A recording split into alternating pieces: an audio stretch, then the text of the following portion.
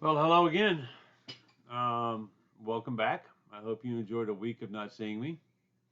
I hope the midterm wasn't too distressing to you. I'm looking for your opinions. I'm reading them. I'll have them graded soon. The wonderful thing about self-reflective essays is, as long as you follow the rules, you're going to get a good grade because I can't say your opinion's wrong. But I've had some students not give me cover sheets, not do it in APA style, um, have a half of a page that says that I don't know. So, and generally, y'all have been good. Like I said, the grades will be posted soon. So, with that, let's get on to chapter 10.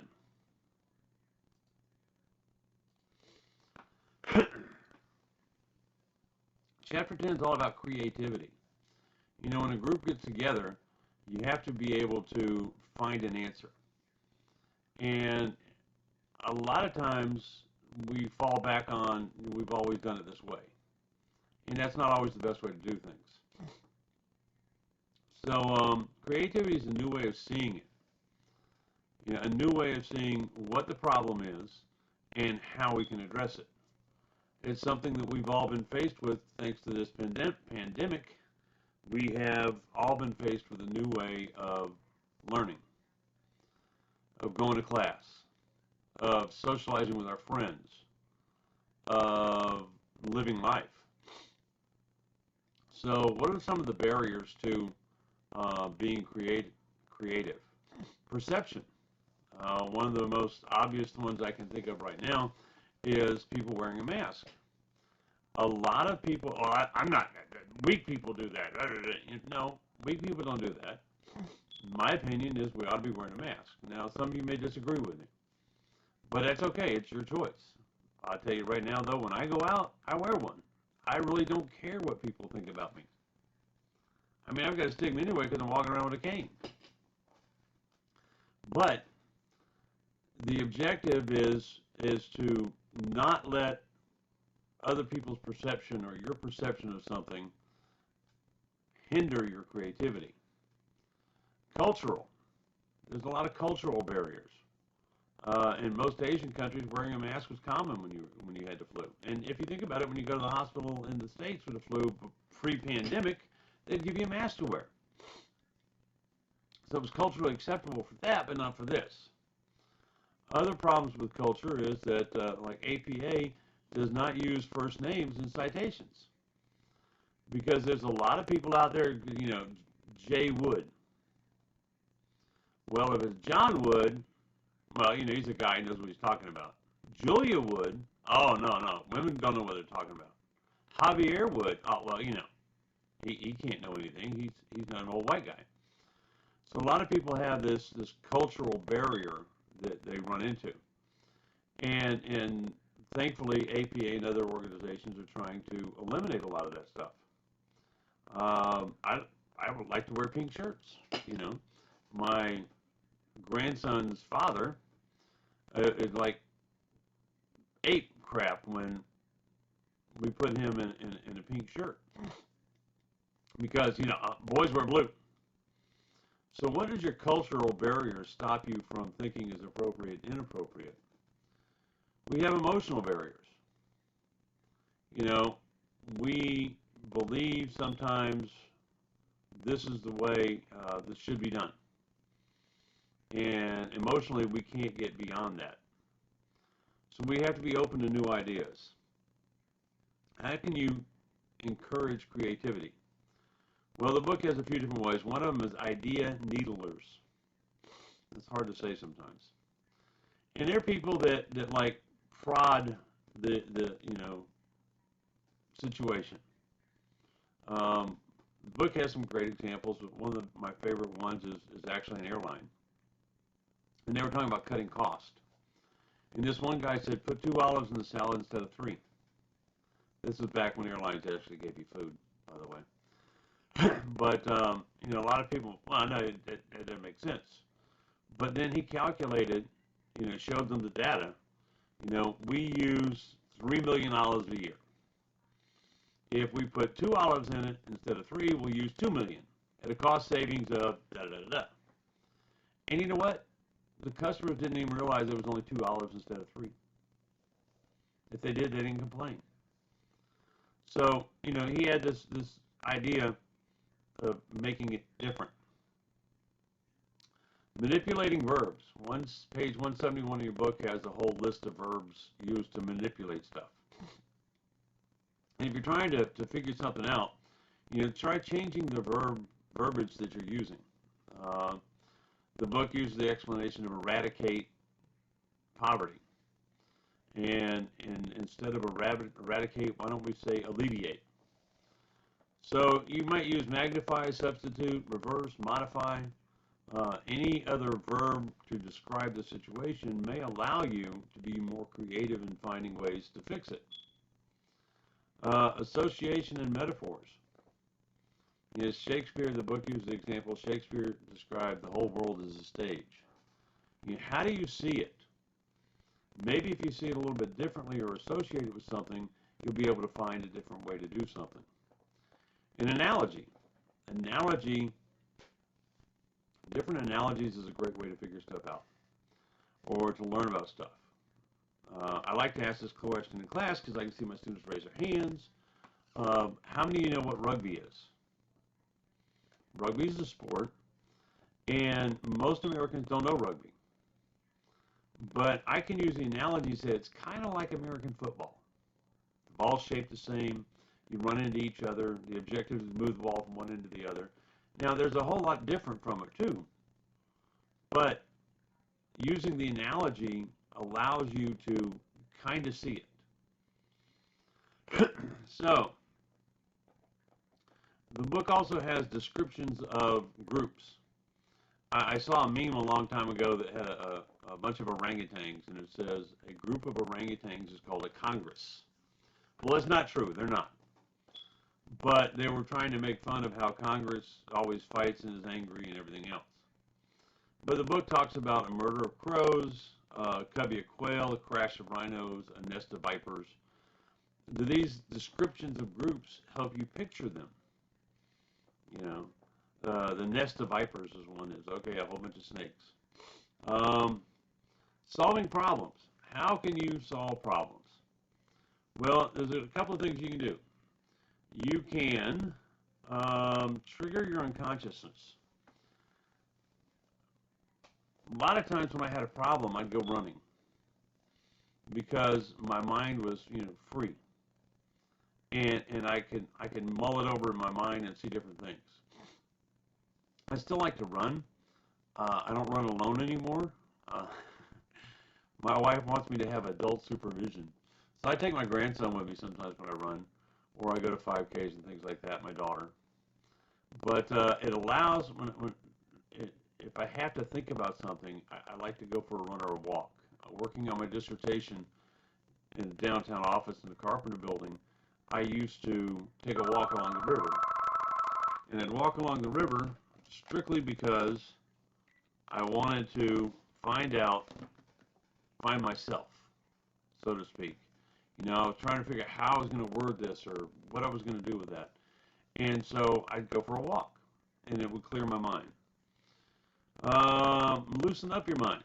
A lot of times if I can't go for a walk, I'll sit there and doodle. Just sketch on something, play around.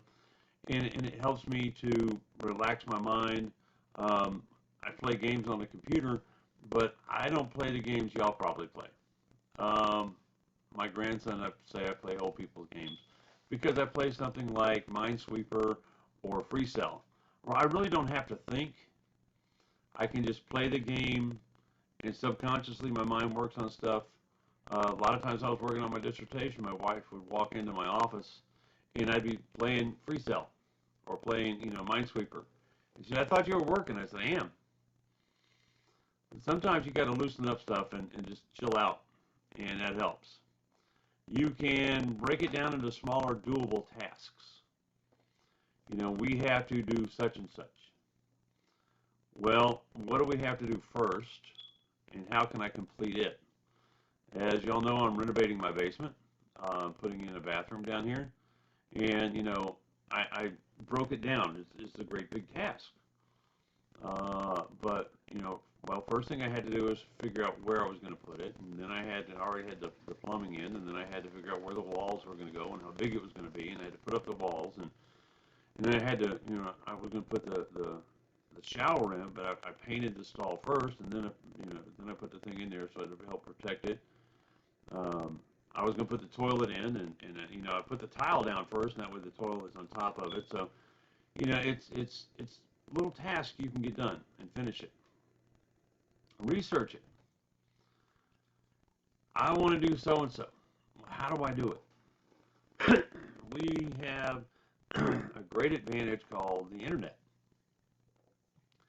And if you want to figure out how you're going to do something or what you're going to do, look it up. Yesterday I Googled how to build a shooting bench.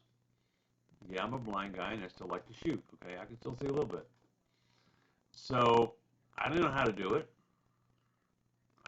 and I've seen them. I can get creative and build my own, but I researched it and I saw like 5 different plans that were all basically the same, but they use different materials, and so I had a better understanding of how to do it. Ask questions. As you're sitting there in a group, ask each other. Play the devil's advocate in many ways. What are the parts? This is what we want to do, but what are the parts of it? And what part is key? What part has to be done before the others are? Or what part do others rely on? And figure that out, because a lot of times once you figure out what the key part is and how to do the key part, the other stuff falls into place. Have I done something similar? If you've painted a house before, can you paint a room? If you've fixed a car before, can you fix a lawnmower? If you fix a lawnmower, can you fix a car? Have I done something like this before? And if I did, what did I do to make it happen? Play the devil's advocate and what's the worst case scenario that could happen? Multiply it, make it bigger. If you multiply and make it bigger, a lot of times it's easier to see a solution than if you're trying to look at something micro, really small. What is normal? Excuse me. And I'm not going to start this video over.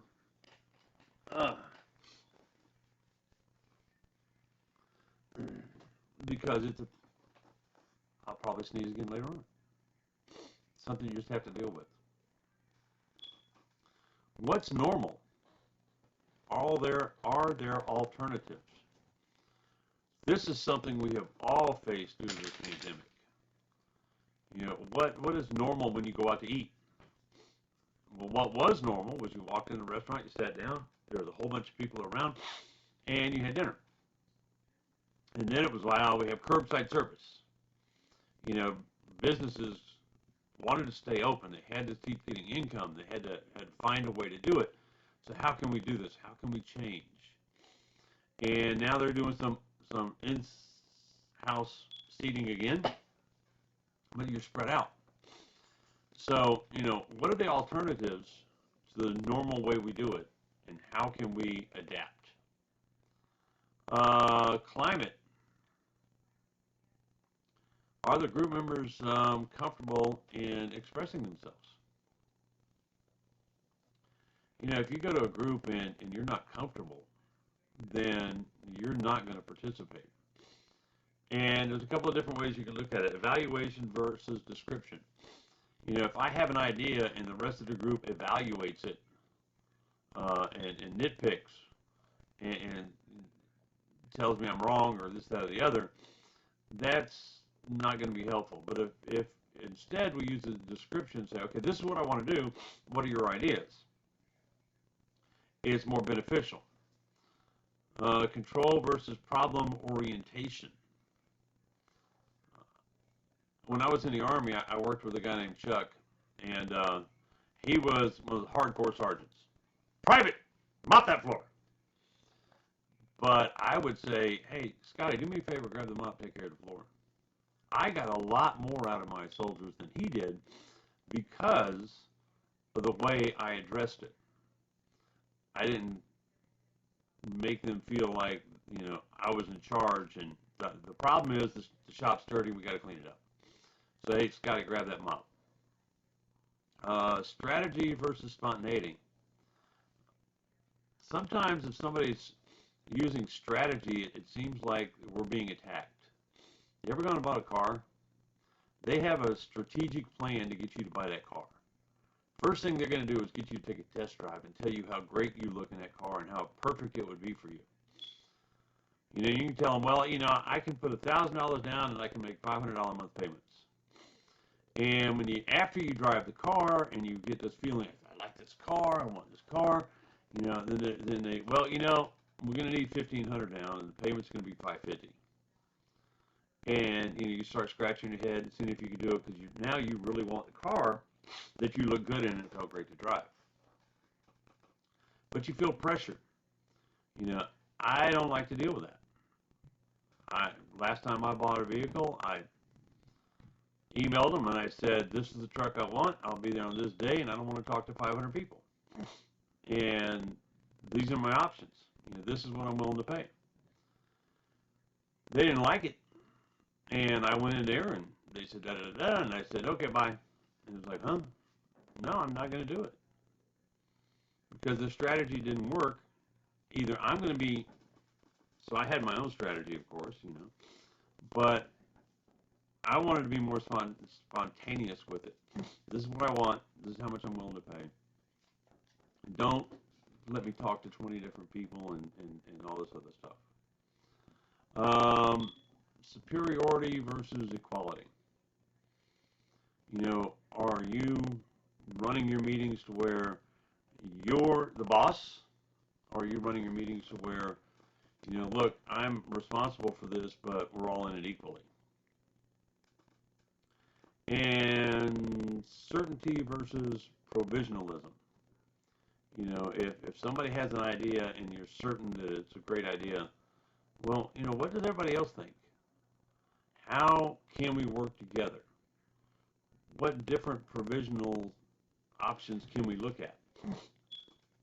Instead of closing the door on creativity, open it up. So that, in a nutshell, folks, is Chapter 10. I will be posting Chapter 11 video. I'll post the group discussion, and I'll post the PowerPoints. One thing about discussions, you have to remember, you're supposed to post your thoughts and reply to two peers. I've gotten some questions about the grading. 50 points for your thoughts, 25 points for each one of your peers, total of 100 points per. We have, I think, 11 weeks of postings, and you can miss 2 and still get full credit. Okay? Any questions, gripes, complaints? Email me, call me. Y'all have my number. You know how to get in contact with me. Have a great day. Have a great week. I will see you in Chapter 11. Well, you'll see me in Chapter 11, but I won't see you. Looking forward to the Zoom meetings for the groups. I've had one group respond to what day they want. I've confirmed it. I had a class at another school doing this, and the first 2 groups went well. The third group, one member called in on the phone because they were at work and they couldn't do video. One member forgot about it and didn't show up, and another member was having computer problems. I understand computer problems, it can happen. But don't schedule a meeting where you all can't be there. That's why I gave you such a broad time frame. Y'all pick a date and y'all be there. All right? I'll see you, well, Chapter 11 coming up. Bye, y'all.